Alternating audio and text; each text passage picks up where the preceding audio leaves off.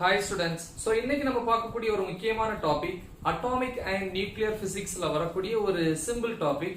Very இன்ட்ரெஸ்டிங்கான ஒன்னு, but முக்கியம் கூட சொல்லலாம் இல்லையா? See, electric discharge through gases. அதாவது எலக்ட்ரிக் டிஸ்சார்ஜ், இந்த டிஸ்சார்ஜ்ங்கற வேர்டை நம்ம அடிக்கடி கேள்விப்பட்டிருக்கோம் இல்லையா? பேஷண்ட்ஸ் வந்து டிஸ்சார்ஜ் பண்றது. டிஸ்சார்ஜ்னா என்னது? ஹாஸ்பிடல்ல இருந்து வீட்டுக்கு மாத்துறது இல்லையா? ஒரு இடத்துல இருந்து இன்னொரு இடத்துக்கு என்ன பண்றது? சென்ட் பண்றது, கண்டக்ட் பண்றது.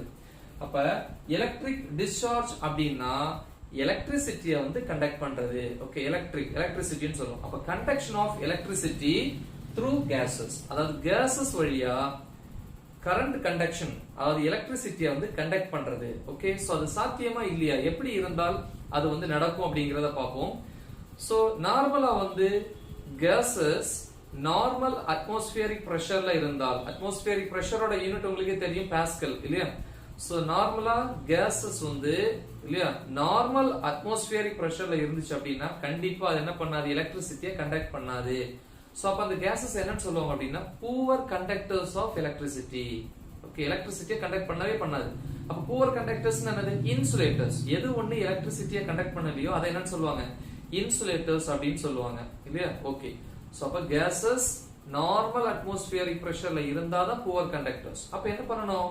அந்த கேசஸோட அட்மாஸ்பியரிக் பிரஷரை வந்து நம்ம கொஞ்சம் கொஞ்சமா ரெடியூஸ் பண்ணோம் அப்படின்னா ஆட்டோமேட்டிக்கலா அந்த கேசஸ் எதா மாறும் அப்படின்னா கண்டக்டர்ஸா மாறும். எதுக்கு? எலக்ட்ரிசிட்டிக்கு. ஓகேவா? சோ இது வந்து அட்மாஸ்பியர்ல சாத்தியமா அப்படின்னு கேட்டா கண்டிப்பா இல்ல. ஓகே, சோ என்ன ரீசன் அப்படின்னா நமக்கு தேவையான அளவு இல்லையா எனக்கு இருக்காது, free electrons R conduction electrons கிடைக்காது. அதேதான் நார்மல் atmospheric pressure இருக்கக்கூடிய gases-லயும் வந்து there is no enough amount of what? Free electrons or conduction electrons. ஏன்னா the free electrons or conduction electrons தான் என்ன பண்ணும்? எலக்ட்ரிசிட்டியை கண்டக்ட் பண்ணக்கூடியது. இது எங்க இருக்கும்? அவுட்டர் மோஸ்ட் ஷெல்ல இருக்கும், படிச்சிருப்பீங்க. நியூக்ளியஸ்க்கு பக்கத்துல இருக்கிறது இன்னர் மோஸ்ட் ஷெல். அதுல இருக்கிறது எல்லாமே வந்து கண்ட்ரோல்ட் எலக்ட்ரான்ஸ். இதெல்லாம் எலக்ட்ரிசிட்டியை ப்ரொடியூஸ் பண்றதுக்கு யூஸ் ஆகாது.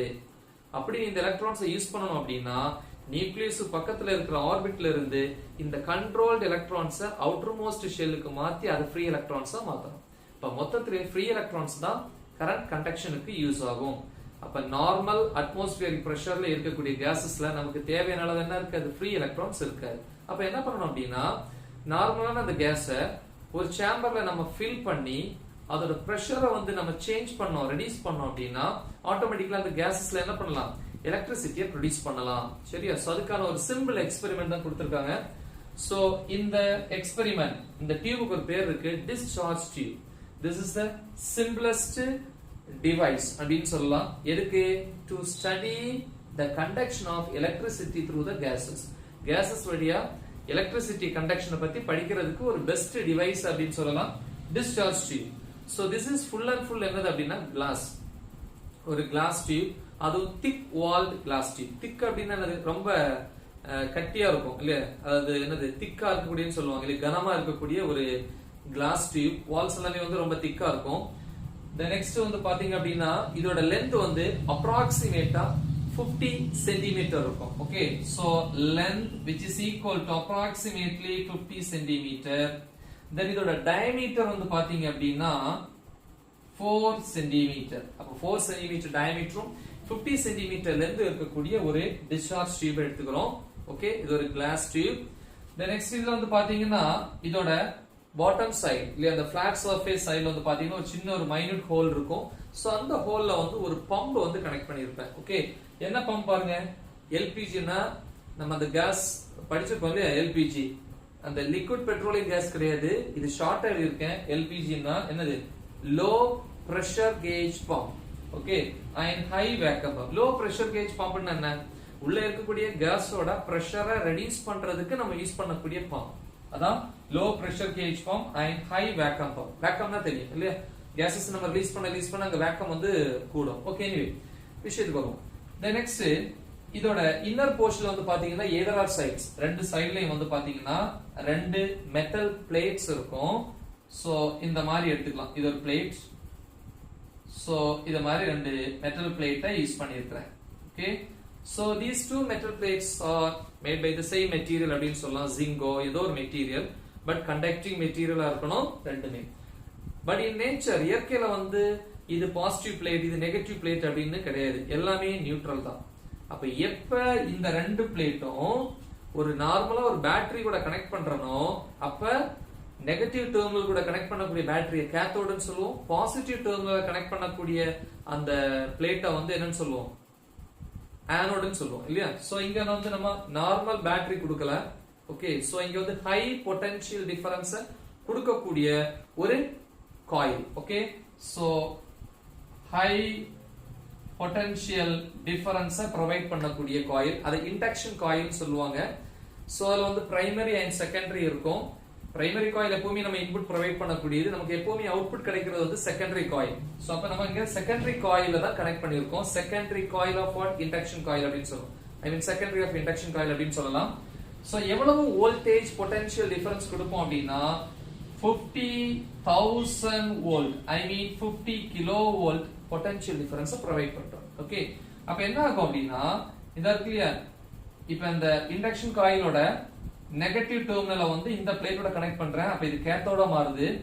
பாசிட்டிவ் கனெக்ட் பண்ணனே இது ஆனோட மாறிடும். அப்ப இது நெகட்டிவ் பிளேட், இது பாசிட்டிவ் பிளேட். இன்னொன்னு இதுக்குள்ள நான் எதை ஃபில் பண்ணணும்னு சொன்னேன், கேஸஸ் வழியா எலக்ட்ரிசிட்டியை வந்து கண்டக்ட் பண்ணணும் அப்படின்னா கண்டிப்பா நமக்கு கேஸ் வேணும் இல்லையா. சோ அதனால வந்து ஒரு பியூர் ஃபார்ம்ல இருக்கக்கூடிய கேஸை வந்து என்ன பண்றோம், இந்த சேம்பருக்குள்ள ஃபில் பண்ணியிருக்கோம். ஓகேவா. பட் அதோட பிரஷர் நார்மலா இருந்துச்சு அப்படின்னா எலக்ட்ரிசிட்டி ப்ரொடியூஸ் ஆகாது. அப்ப பிரஷரை வந்து நம்ம ரெடியூஸ் பண்றதுக்கு தான் இந்த மாதிரியான பம்ப்ஸை வந்து யூஸ் பண்றோம். Okay, yes. இப்ப விஷயத்துக்கு வருவோம். என்ன பண்ண போறோம், 50,000 வோல்ட் கொடுத்த உடனே இந்த கேத்தோட் இருக்கு இல்லையா, இது என்ன பண்ணும், ஹீட் ஆக ஆரம்பிக்கும் இல்லையா. ஹீட் அப்படின்னா ஹீட்டிங் இல்லையா, தெர்மல் எனர்ஜினாலும் ஹீட் எனர்ஜில ஒண்ணுதான். சோ அப்படி இது என்ன பண்ணும், எலக்ட்ரான்ஸ் எமிட் பண்ணும். அதான் தெர்மியோனிக் எமிஷன் அப்படின்னு சொல்லுவாங்க. the process is called thermionic emission. ஏன்னா ஹீட்டிங்னால வெளியே வரக்கூடியது. இது 50,000ங்கிறதுனால வெளியே வரக்கூடிய அந்த நெகட்டிவ் சார்ஜ் பார்ட்டிகிள்ஸ், அத வந்து கேத்தோட் ரேஸ் தான் அன்னைக்கு சொன்னாங்க. இந்த கேத்தோட் ரேஸ் வந்து ரொம்ப வேகத்துல வரும் இல்லையா. அப்ப இந்த கேஸ் என்ன பண்ணும் அப்படின்னா உள்ள இருக்கிற கேஸ் வந்து பெனிட்ரேட் பண்ணி போகும்போது கேஸ் மாலிகூல்ஸோட பாண்ட்ஸ் எல்லாம் பிரேக் பண்ணி அதை என்ன பண்ணும், அயனைஸ் பண்ணும், ஹீட் பண்ணும். ஓகேவா. சோ அப்படி நடந்தா மட்டும்தான் இந்த கேஸ்ல வந்து நமக்கு தேவையான அளவு என்ன கிடைக்கும், ஃப்ரீ எலக்ட்ரான்ஸ் கிடைக்கும். நான் முதல்ல சொன்னேன், நார்மல் அட்மாஸ்பியரிக் பிரஷர்ல இருக்கிற கேஸ்ல வந்து நமக்கு தேவையான அளவு ஃப்ரீ எலக்ட்ரான்ஸ் இல்லாததுனால தான் நம்மளால எலக்ட்ரிசிட்டியை ப்ரொடியூஸ் பண்ண முடியல. அப்ப இந்த கேஸ்ல வந்து வேகமா வந்து நம்ம ஃப்ரீ எலக்ட்ரான்ஸை ப்ரொடியூஸ் பண்ணணும் அப்படின்னா இந்த கேத்தோட் ரேஸை வந்து ரொம்ப வேகமா ஆக்சிலரேட் பண்ணி அதுல மோத வைக்கணும். ஓகேவா. எஸ். சோ ஸ்டார்டிங்ல இதோட பிரஷர் என்ன இருக்கு அப்படின்னு பார்ப்போம். ஸ்டார்டிங்ல நம்ம இந்த லோ பிரஷர் கேஜ் பம்ப், ஐ மீன் ஹை வேக்கம் பம்பை யூஸ் பண்ணி உள்ள இருக்கக்கூடிய கேஸோட பிரஷரை வந்து எந்த அளவுக்கு ஃபர்ஸ்ட் ஃபிக்ஸ் பண்றோம் அப்படின்னா 110 mm of mercury. Okay, the pressure of about 110 mm of mercury. So இந்த பிரஷர்ல நம்ம வைக்கிறோம். அப்ப என்ன ஆகல, இங்க எலக்ட்ரிசிட்டியை ப்ரொடியூஸ் ஆகுது. எப்ப எலக்ட்ரிசிட்டி ப்ரொடியூஸ் ஆகும், எப்போ வந்து அந்த ஃப்ரீ எலக்ட்ரான்ஸ் ஆனோட்ல வந்து போய் ஹிட் ஆகுதோ அப்பதான் நமக்கு என்ன ஆகும், எலக்ட்ரிசிட்டி ப்ரொடியூஸ் ஆகும். ஏன்னா வந்து என்ன பண்ணிக்கலாம், இந்த இடத்துல வந்து சர்க்யூட்ல வந்து ஒரு அம்மீட்டரை வந்து கனெக்ட் பண்ணோம் அப்படின்னா இல்லையா, கனெக்ட் பண்ணோம் அப்படின்னா அம்மீட்டர்ல வந்து டிஃப்ளெக்ஷன் இருக்கும். அப்ப டிஃப்ளெக்ஷன் எதை காமிக்கும், ஒரு அம்மீட்டரும் ஒரு கேல்வனோமீட்டரும் காமிக்கக்கூடிய டிஃப்ளெக்ஷன் எதை குறிக்கும் அப்படின்னா அந்த சர்க்யூட்ல ஃப்ளோ ஆகக்கூடிய எலக்ட்ரிக் கரண்ட் குறிக்கும். ஓகேவா. அப்படி பார்க்கும்போது அங்க என்ன இல்ல, கரண்ட் இல்ல. சோ அப்படின்னா நோ டிஸ்சார்ஜ் நடக்கல, கண்டக்ஷன் நடக்கல அப்படின்னா எலக்ட்ரிசிட்டி இன்னும் ப்ரொடியூஸ் ஆகல. இப்போ என்ன பண்றோம், இந்த லோ பிரஷர் கேஜ் பம்ப், ஐ மீன் ஹை வேக்கம் பம்பை யூஸ் பண்ணி உள்ள இருக்கிற கேஸோட பிரஷரை ரெடியூஸ் பண்றீங்க. அப்ப என்ன ஆகுது அப்படின்னா எவ்வளவு பிரஷர், இப்ப 100 mm, கொஞ்சம் தள்ளி எழுதுவோம், 100 mm of mercury pressure. இப்ப என்ன ஆகுது அப்படின்னா இந்த கேத்தோட் ரேஸ் வந்து ஹிட் ஆகும்போது இதுல வந்து என்ன ஆகுது, நமக்கு தேவையான ஃப்ரீ எலக்ட்ரான்ஸ் வந்து ப்ரொடியூஸ் ஆக ஆரம்பிக்குது. ஏன்னா கேஸோட பிரஷர் வந்து குறைய ஆரம்பிக்குது இல்லையா.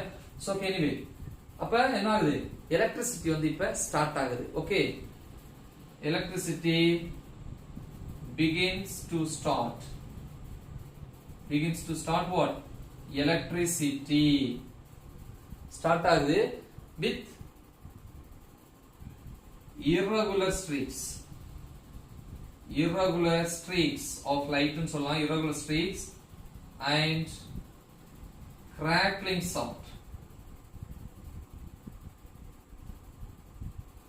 இப்போ வந்து பாத்தீங்கன்னா நம்ம ஜெனரேட்டரை பார்த்திருப்பீங்க இல்லையா. ஜெனரேட்டர்ல என்ன பண்ணுவீங்க, ஜெனரேட்டரை நம்ம ஆன் பண்ணுவோம், இல்ல அதுக்கு தேவையான ஃபியூலை போட்டு ஆன் பண்ணுவீங்க. அப்படின்னா mechanical energy electric energy convert ஆகுது. நமக்கு அது எலக்ட்ரிக் எனர்ஜி தான் கொடுக்குது, அதான் கரண்ட்னு சொல்லுவோம்.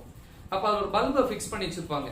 ஸ்டார்ட் பண்ணும்போது பாத்தீங்கன்னா அதுல வரக்கூடிய சவுண்ட் எப்படி இருக்கும், பயங்கர சவுண்டா இருக்கும், சட சட சடன்னு கேட்கும். அதான் கிராக்லிங் சவுண்ட்னு இங்க கொடுத்துருக்காங்க. அதுல இருக்கிற பல்ப் எப்படி இருக்கும்னா சிமிட்டி சிமிட்டி தான் எரியும், ப்ராப்பரா யூனிஃபார்மா எரியாது, வெட்டி வெட்டி எரியும்னு சொல்லுவாங்க. அதான் irregular streaks ன்னு சொல்லுவாங்க, சீரற்ற ஒளிவரிகள். அந்த லைட் பீம் வந்து யூனிஃபார்மா இருக்காது, irregular-ஆ இருக்கும், நான் யூனிஃபார்ம் அப்படின்னு சொல்லலாம் இல்லையா. சோ அதான் irregular streaks and crackling sound. அதுக்கப்புறம் கொஞ்ச நேரத்துக்கு அப்புறம் என்ன ஆகும், அந்த ஜெனரேட்டரோட சவுண்ட் வந்து நார்மல் சவுண்டுக்கு வரும், பல்ப் வந்து யூனிஃபார்மா எரியும். ஓகே, அது எலக்ட்ரிசிட்டி ப்ராப்பரா ப்ரொடியூஸ் ஆனதுக்கு அப்புறம். சோ அந்த மாதிரிங்க கேஸ்ல வந்து எலக்ட்ரிசிட்டி எப்போ வந்து ப்ராப்பரா ப்ரொடியூஸ் ஆகும் அப்படின்னா இதோட பிரஷர் இன்னும் குறைக்கும் போது. அப்ப இந்த பம்பை யூஸ் பண்ணி இன்னும் கேஸோட பிரஷரை ரெடியூஸ் பண்றேன். எவ்வளவு அப்படின்னா 10 mm ஆஃப் மெர்க்குரி. அப்ப என்ன ஆகுது, இந்த irregular streaks வந்து ரெகுலர் ஸ்ட்ரீக்ஸா மாறுது, யூனிஃபார்ம் நல்ல பிரைட்டா எரிய ஆரம்பிக்குது இல்லையா. So change to what, regular streaks. Okay, அப்ப அந்த கிராக்லிங் சவுண்ட் இருக்காது, அப்ப ரெகுலர் ஸ்ட்ரீக்ஸா மாறுது. சோ இந்த ரெகுலர் ஸ்ட்ரீக்ஸ் வரும்போது பாத்தீங்கன்னா அந்த பல்ப் ஃபுல்லா பிரைட்னஸா இருக்கும். அப்ப எங்க இருந்து எங்க வந்து அந்த ஸ்ட்ரீக்ஸ் வந்து எக்ஸ்டெண்ட் ஆகுது அப்படின்னா ஆனோட்ல இருந்து கேத்தோட். ஆனா எப்பவுமே நம்ம படிச்சிருப்போம் இல்லையா, எப்போ வந்து ஆனோட வந்து சார்ஜ் பார்ட்டிகிள்ஸ் போய் ரீச் ஆகுதோ அப்பதான் எலக்ட்ரிசிட்டியே ப்ரொடியூஸ் ஆகும். ஓகேவா, அப்ப ஆனோட்ல இருந்து தான் எலக்ட்ரிசிட்டியே வந்து என்ன ஆகும், ஸ்டார்ட் ஆகும்னு சொல்லியிருப்போம். அப்ப எங்க இருந்து எங்க எக்ஸ்டெண்ட் ஆகுதுன்னா ஆனோட் டு கேத்தோட். ஓகே, அந்த எக்ஸ்டெண்ட் ஆகக்கூடியது ரொம்ப பிராடா இருக்கும். அந்த லியூமினஸ் ரெகுலர் ஸ்ட்ரீக்ஸ் என்ன பேர் சொல்லுவாங்க அப்படின்னா பாசிட்டிவ் காலம் அப்படின்னு சொல்லுவாங்க, பாசிட்டிவ் காலம். ஓகே, அப்ப பாசிட்டிவ் காலம் எக்ஸ்டெண்ட்ஸ் எங்க இருந்தீங்க, from anode to cathode. எந்த பிரஷர்ல, about 10 mm of mercury.